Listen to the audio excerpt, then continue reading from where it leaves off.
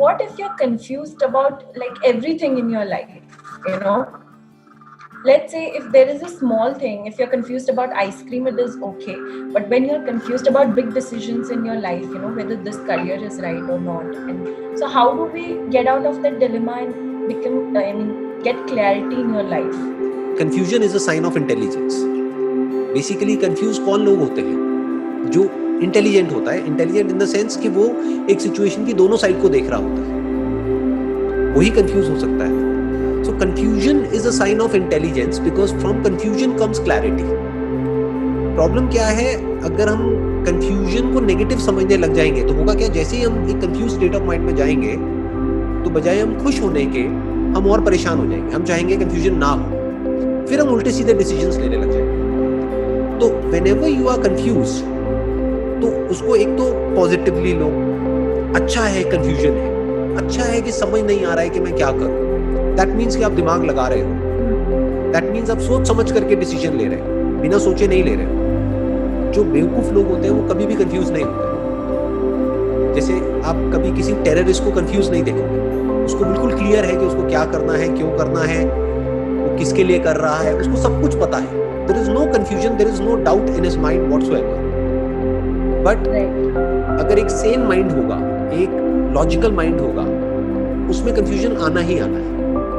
So जब भी confusion आए, आराम से पेपर पेन लो और जो भी situation है उसके प्लस माइनस लिखते चले. ये हम नहीं करते. हम क्या करते हैं? माइंड में ही उलझे रह जाते हैं. अपने अंदर ही हम कुछ बोलते रहेंगे, तो वो और confusion बढ़ता चला जाता है. वो बुरा है. कंफ्यूजन बुरा नहीं है, क्योंकि कंफ्यूजन हमारा दोस्त है. वो हमारे माइंड के लिए एक तरीके की एक्सरसाइज है. जैसे बॉडी के लिए एक्सरसाइज होती है ना, तो माइंड के लिए क्या एक्सरसाइज है? यही तो है कि दो ऑप्शंस आ गए हैं आपके सामने, दो रास्ते आ गए, अब चुनो.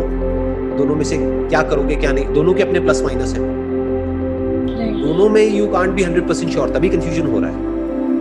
यू आर नॉट श्योर कि ये करूं या ये करूं, इसमें ये हो सकता है, इसमें वो हो सकता है. तो पेपर पेन लो, आराम से बैठ करके लिखो, एक एक चीज को बारीकी से देखो कि इसके प्रोज एंड कॉन्स क्या हैं.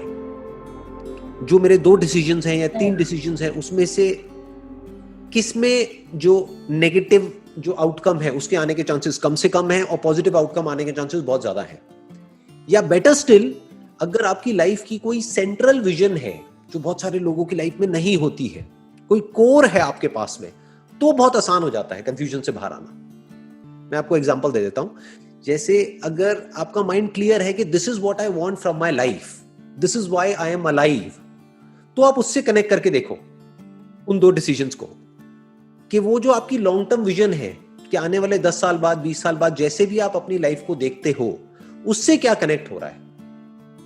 अगर उससे कनेक्ट नहीं हो रहा है और शॉर्ट टर्म में आपको प्रॉफिट भी हो रहा है तो छोड़ दो, क्योंकि वो आपको आउट ऑफ ट्रैक ले जा रहा है, वो आपको भटका रहा है. बट अगर आपकी वो लॉन्ग टर्म विजन से कनेक्ट हो रहा है तो फिर कर दो. लाइफ में अगर इफ यू रियली वांट के डिसीजंस क्विक हो जाए, मतलब ज्यादातर लोग चाहते हैं बट समझते नहीं है कि कैसे होगा, कि मतलब if you want to take instant decisions, 1 second में डिसीजन लिया, हाँ तो हाँ, ना तो ना, तो वो कैसे होता है? सबसे पहले आपको अपने लिए डिफाइन करना होता है that what is it that I want from my life, कि मुझे अपनी लाइफ से चाहिए क्या है. फॉर एग्जाम्पल, अगर आपके लिए है पीस ऑफ माइंड, तो आप ऐसे लोगों से दूर रहोगे जो भी आपकी माइंड की पीस को अननेसेसरली डिस्टर्ब करते रहते हैं.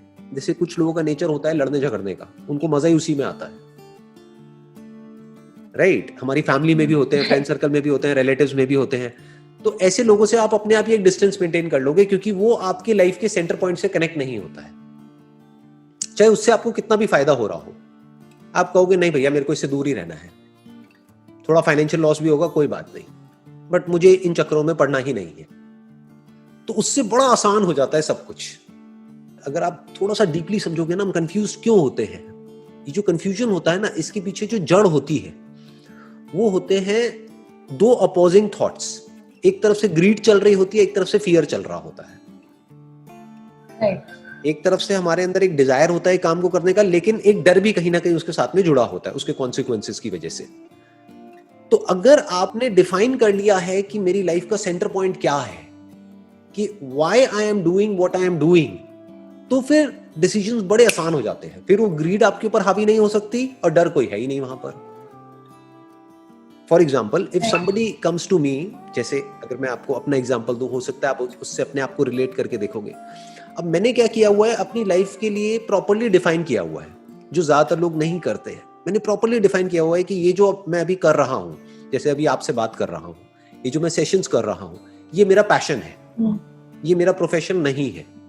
तो कोई भी अगर मेरे पास में आता है, बहुत तरह के लोग अप्रोच करते हैं, पता नहीं कहां से, अगर मेरे पास आएंगे कोई भी ऑफर ले करके, तो मेरे माइंड में कोई कंफ्यूजन नहीं है, पहले ही ना है।